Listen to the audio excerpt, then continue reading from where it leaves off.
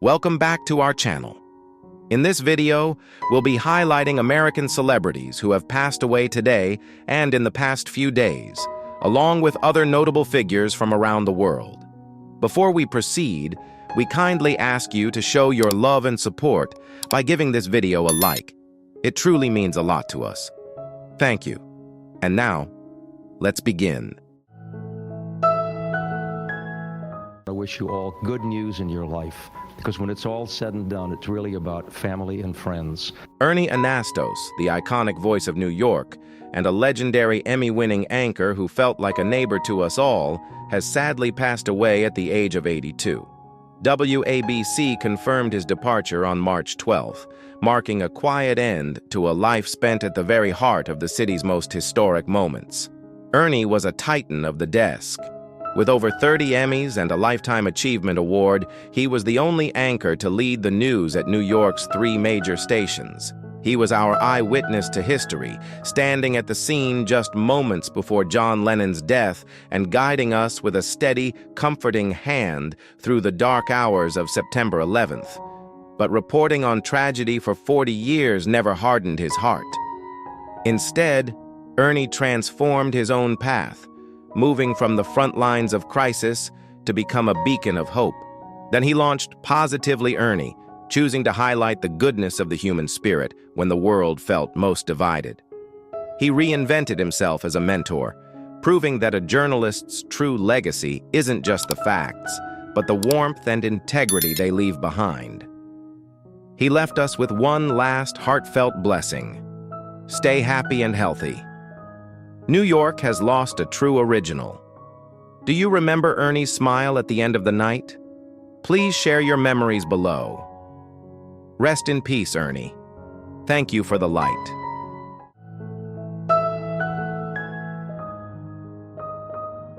You want to spend the rest of your life with somebody, you want the rest of your life to start as soon as possible. Rob Reiner, the legendary filmmaker who taught us how to love, laugh, and stand by one another, has tragically passed away alongside his beloved wife, Michelle, in a heartbreak that has stunned the world. Authorities confirmed the devastating news on December 14, 2025, after the couple was discovered in their Brentwood home, marking an unfathomable end to a beautiful 35-year marriage. Rob was a true titan of the screen. After winning 2 Emmys as the iconic meathead on All in the Family, he successfully reinvented himself as a master storyteller. He gave us the magic of The Princess Bride and the timeless romance of When Harry Met Sally, creating a cultural impact that defined a generation and made him a veteran mentor to Hollywood's greatest stars. His journey was one of profound resilience. But Rob fought to move beyond the shadows of his early sitcom fame, always choosing heart over spectacle. Even as a devoted father navigating the private pain of his family's struggles, he never lost his warmth. He channeled that deep empathy into his art, proving that even in a world of misery, there is always room for a few good men. At the Oscars, as his legendary castmates stood in tearful tribute, we were reminded that his legacy is the kindness he left behind. Which of Rob's films is the soundtrack to your most cherished memories? Please share your stories below as we honor this incredible couple. Rest in peace, Rob and Michelle. Thank you for the stories that brought us together.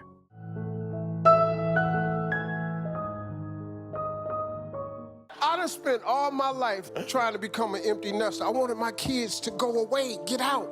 Steve Harvey, a journey through massive success, global controversy, and ultimate resilience. Where is he now? Millions see his billion-dollar smile today, but almost no one knows the agonizing poverty, the humiliating birth defect, and the cruel public execution of his childhood dream that almost destroyed his soul. If you believe in the power of old-school hard work and unwavering faith, hit that like button, subscribe, and stay with me until the very end, because the shocking truth behind his rise will change how you face your own struggles forever. Before the tailored suits and the Hollywood empire, there was a boy suffocating in the cold dust of a forgotten mountain town. Born in 1957 in Welch, West Virginia, Broderick Stephen Harvey entered a brutal, unforgiving world. In this steep region, your entire future was determined by how much rock you could shovel. His father, Jesse Harvey, was a coal miner. He was a man of iron will and very few words. Jesse did not make millions. He made exactly $5 a day, breathing in the toxic darkness deep in the earth just so his family could live in the light. From Jesse, Steve learned the absolute currency of manhood. He learned that you show up, you do the grueling work, and you absolutely never complain. Providing the softness to his father's steel was his mother, Eloise. She was a devoted Sunday school teacher who filled their modest home with gospel music and profound gratitude. Most importantly, she taught Steve how to pray, handing him a spiritual weapon that would literally save his life when he hit absolute rock bottom decades later. Yet, while his home was a sanctuary, and the world outside was a terrifying battlefield, and his absolute worst enemy lived right inside his own throat. Steve was born with a severe, debilitating stutter. Imagine the psychological torture of having a brilliant mind moving at 100 miles an hour, but a mouth completely paralyzed on the very first syllable. Every single sentence was a minefield. The neighborhood kids ruthlessly tormented him, giving him the humiliating nickname Va Va Va Voom. The crushing shame forced him into absolute silence, teaching him to deeply observe the harsh world around him just to survive. But the ultimate heartbreak, the defining crisis that nearly murdered his spirit, happened in the 6th grade. His teacher assigned a simple task, asking the class what they wanted to be when they grew up. While other boys chose practical, safe labor, Steve felt an undeniable pull toward the screen. With a trembling hand, he wrote, "I want to be on TV." Instead of encouraging him, his teacher orchestrated a public execution of his dream. She called him to the front of the room and humiliated him, venomously asking why a colored boy from a West Virginia mining town who could not even speak properly would ever believe he belonged on television. The entire classroom erupted in mocking laughter. It was a vicious trauma that would echo in his mind for 50 years. Broken and devastated, he took the paper home to his father. But Jesse Harvey did not laugh. He looked at his crying son and delivered a masterclass in resilience. He told Steve to put that paper in a drawer, look at it every single morning, and never let anyone dictate what he could not be. That paper stayed in the drawer. Oh, but the devastating road ahead was about to push him to the absolute brink of starvation and homelessness. But survival is a double-edged sword, and running from your past only leads to a devastating collision with destiny. As his family traded the dusty coal mines for the unforgiving steel mills of Cleveland, Ohio, Steve finally conquered his paralyzing stutter. Thanks to a local deli clerk who forced him to slow his breathing, the physical barrier broke, but a crippling lack of direction quickly hijacked his life. He flunked out of Kent State University. He became a flesh-and-blood robot on the Ford assembly line until he was fired. He drifted hopelessly, pushing carpet, selling insurance, and delivering mail. By his mid-20s, he was a man with a magnetic personality carrying the crushing, inescapable weight of absolute mediocrity. Then, at 27 years old, a single dare triggered a catastrophic earthquake in his life. In 1984, a friend dared him to step onto the stage at Hilarity Comedy Club. The exact second his hand gripped the microphone, the stutter vanished entirely. The poverty disappeared. The memory of that cruel teacher was permanently silenced. He tasted the intoxicating drug of applause, and in October 1985, after winning an amateur night, he committed an act of absolute, reckless insanity. He quit his secure job to chase a wild, unproven dream. Almost immediately, the world violently punished him for his arrogance. The financial ruin was catastrophic and swift. His first marriage to his wife Marcia shattered under the unbearable tension of his ambition, separating him from his twin daughters. Suddenly, Steve Harvey was completely alone. Stripped of his family, his income, and his home, he plunged headfirst into the agonizing nightmare of extreme homelessness. For 3 agonizing years, from 1986 to 1988, his entire universe shrank to the freezing interior of a 1976 Ford Tempo. Homelessness does not just steal your roof, it slowly and violently erodes your human dignity. His metal car became his bedroom, his closet, and his kitchen. He survived on cheap bologna and melting ice, kept in a small cooler in the back seat. Basic hygiene became a desperate, humiliating military operation. He hunted for isolated gas stations, stripping down in filthy single-occupancy bathrooms to wash his body with harsh pink soap from a public dispenser. He shaved his face in his rearview mirror, terrified someone would knock on the window. But the ultimate psychological torture was the paradox he lived every single night. He would put on a sharp, expensive-looking suit, walk onto a stage, and project the ultimate illusion of success. He made hundreds of people roar with laughter, bathing in their adoration. But when the show ended and the audience returned to their warm, safe beds, Steve walked out the back door, climbed into his freezing metal box, and drove to a dark rest stop. The silence that followed the applause was deafening, a crushing reminder of his profound isolation. But you do not know true desperation until you reach the absolute bottom of the valley. That dark night of the soul arrived in Florida. After driving for hours on an empty tank, literally stealing gasoline just to survive the trip, he delivered a brilliant, crowd-killing performance. Starving and exhausted, he went to collect his pay, and only for the promoter to look him dead in the eye and refuse to hand over a single dime. Penniless and stripped of his very last ounce of pride, Steve walked back to his freezing Ford Tempo. He could not fight. He could not scream. He simply collapsed over the steering wheel and wept so violently he could not catch his breath. Through hysterical tears, he cried out to God, begging for salvation, pleading to know why trying to be somebody had to be this agonizing. He was moments away from total surrender, ready to abandon the dream forever. But God answers desperate prayers in the most terrifying ways, and for a starving man, the ultimate test was about to begin. In late 1989, the lifeline finally arrived. It was a casting director from Showtime at the Apollo in New York. Steve was dead broke. He had to beg and borrow cash just to secure a plane ticket. He knew with absolute, chilling certainty that if he failed this audition, he would literally die inside that freezing Ford Tempo. He survived, but mere survival was no longer enough. By 1993, he stepped into the ultimate gladiator pit of Harlem to audition as the permanent host. The Apollo Theater was a brutal lion's den where ruthless crowds literally swept weak comedians off the stage. But Steve took the agonizing pain of his homeless years and weaponized it. He grabbed the microphone, completely dominated the hecklers, and controlled the room with an iron fist. He won the job, ruling that legendary stage for 7 straight years. The metal box was finally gone forever. But a true king never stops fighting for more territory.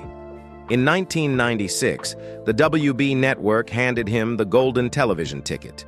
The Steve Harvey Show launched, starring Steve alongside Cedric the Entertainer. It was not just a sitcom, it became a massive cultural anchor for millions of African-American households over 6 blockbuster seasons. Steve was finally rich, but a massive new obsession was keeping him awake at night. Why were rock stars and rappers selling out massive stadiums while comedians were still trapped in small, dark clubs? When Steve proposed an arena comedy tour, industry promoters ruthlessly laughed in his face, calling it a guaranteed financial disaster. But in 1997, Steve bet his entire career on one explosive gamble.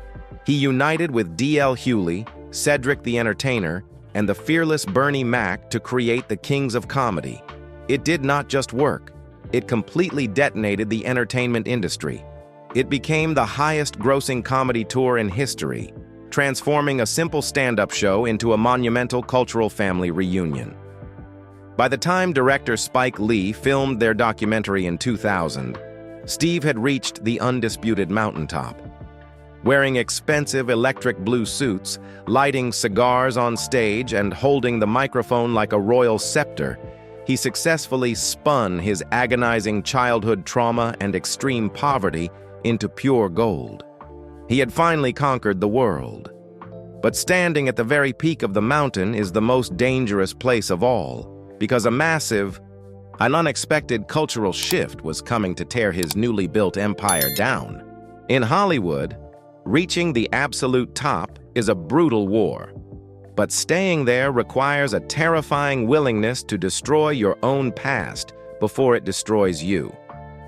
By the early 2000s, the legendary sitcom had wrapped up and the historic Kings of Comedy tour was over. The ruthless entertainment machine immediately tried to lock Steve into a tight, restrictive box. Hollywood executives viewed him merely as a niche, urban comic, entirely unfit for mainstream middle America. He was undeniably wealthy, but he felt the suffocating walls closing in.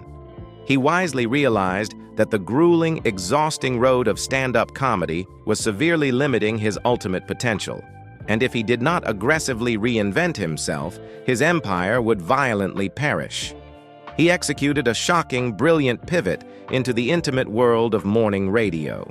Stripped of the flashy stage, the Steve Harvey Morning Show forced a deep, raw connection with his audience, revealing a drastically different man. He quickly noticed an explosive trend.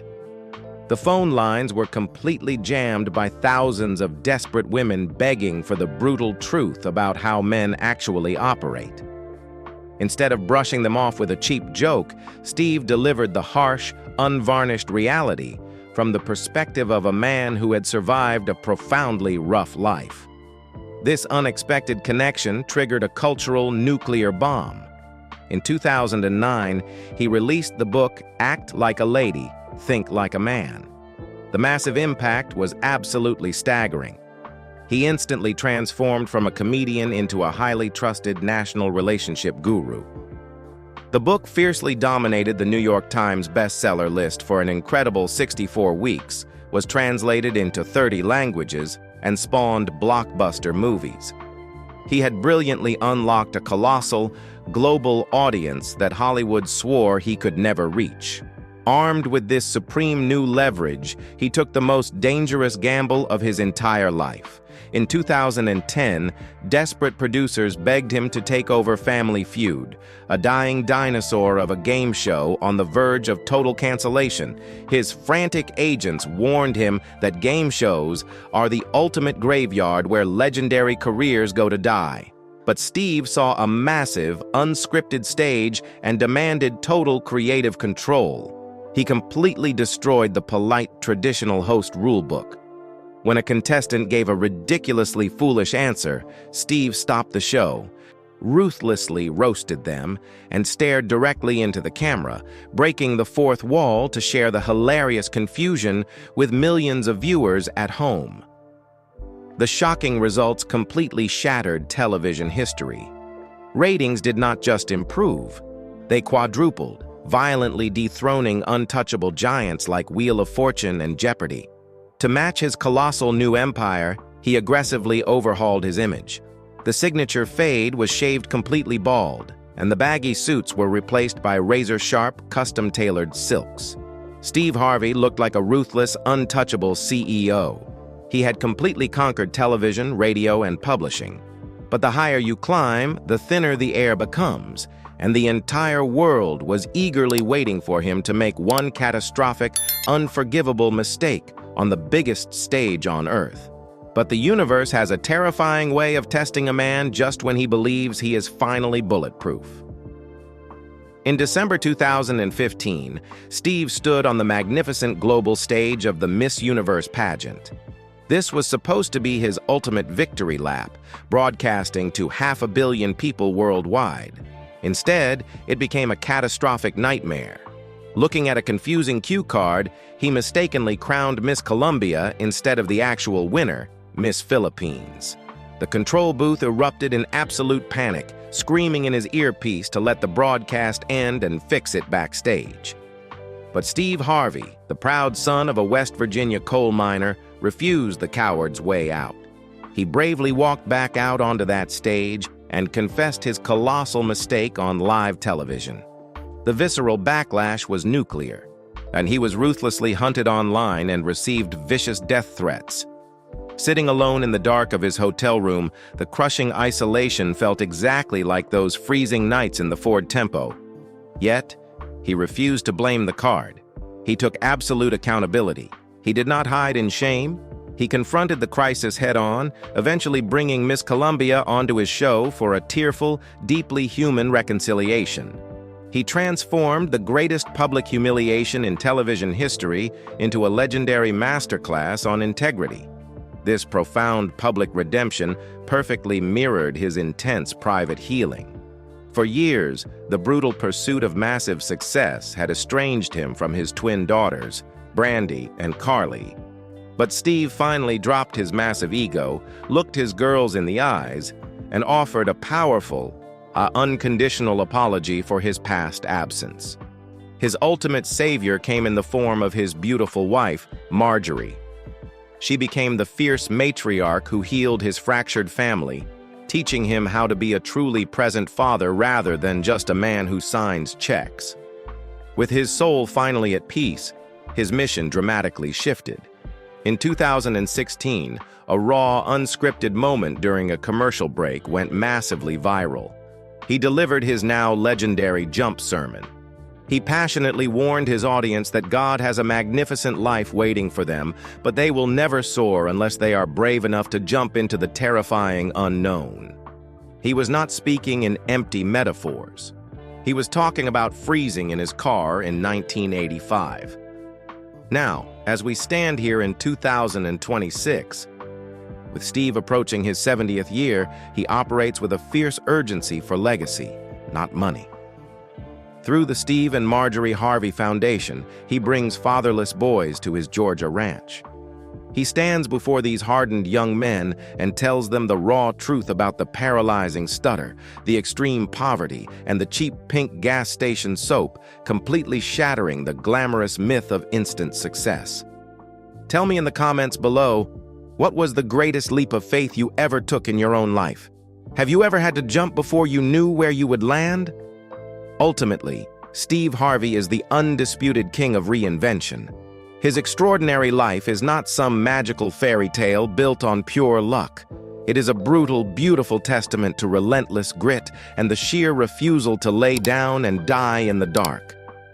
He stands as living, breathing proof that your past does not predict your future, and that you are absolutely never too old to completely reinvent yourself. So, the next time you see that brilliant billion-dollar smile flash across your television screen, remember the agonizing silence he endured before the laughter, and never forget the heavy, heartbreaking price he paid for the crown.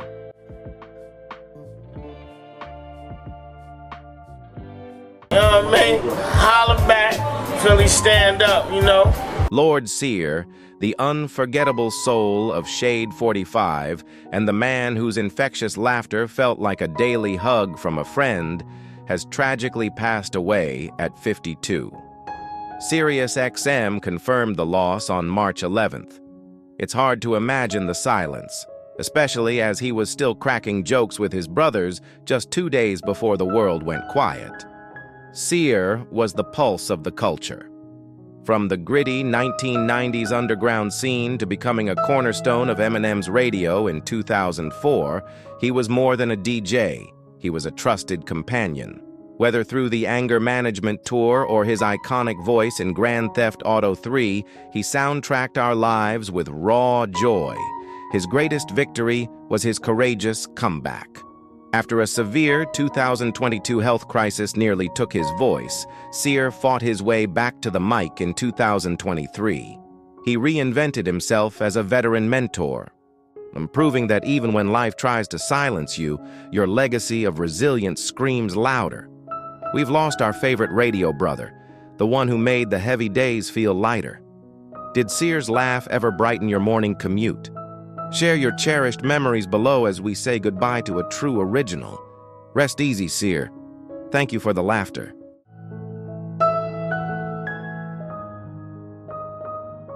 Hard to find the stuff Country Joe McDonald, the man who stood alone with a guitar at Woodstock and spoke for an entire generation, has sadly left us at the age of 84. His wife, Kathy, shared that Joe passed away on March 7th at their home in Berkeley. A quiet end for a man whose voice once led the roar of 400,000 people.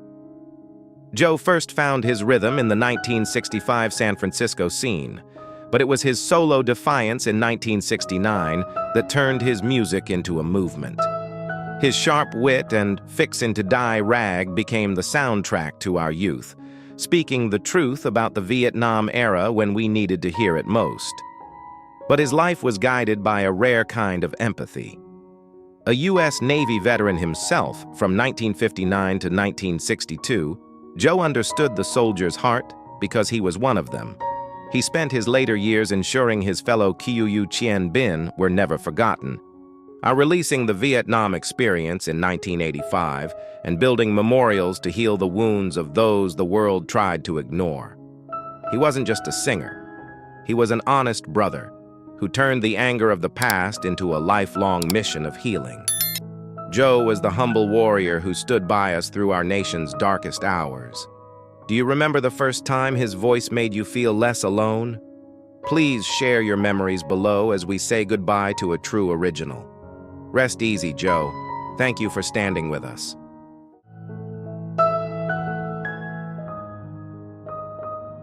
I have been so lucky. Yeah. Very lucky, as a matter of fact. Jennifer Runyon, the kind-hearted star whose smile lit up our living rooms in Ghostbusters and Charles in Charge, has sadly passed away at the age of 65. Her family shared that Jennifer left us on Friday, March 6th, following a brief but difficult battle with cancer. She took her final breath surrounded by her loved ones, just as she had lived, wrapped in the warmth of her family. Jennifer's journey began in 1980, but many of us will never forget her iconic 1984 role testing Psychics with Bill Murray. Whether she was playing Cindy Brady or a familiar face on our favorite sitcoms, she was a gentle presence on our screens. She had a rare way of making every character feel like a dear friend. In 2014, Jennifer quietly walked away from the Hollywood spotlight to start a new chapter as a teacher. She traded the fame of the movies for the quiet joy of the classroom, choosing to spend her days helping children grow. Her daughter, Bailey, remembers her as the most compassionate soul she ever knew, a woman who saw her true value in the lives she touched and the family she adored. Jennifer was the sweet friend we all felt we knew through our television sets. Do you remember her face from those classic 80s nights on the couch? Please share your memories of her below as we say goodbye. Rest in peace, Jennifer. Thank you for the kindness you shared with the world.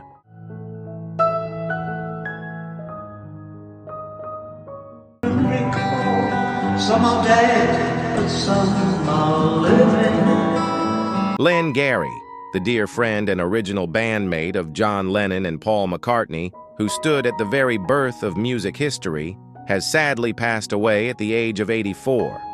His daughter, Jane, shared that Len died peacefully at home on March 3rd, surrounded by the warmth of his family.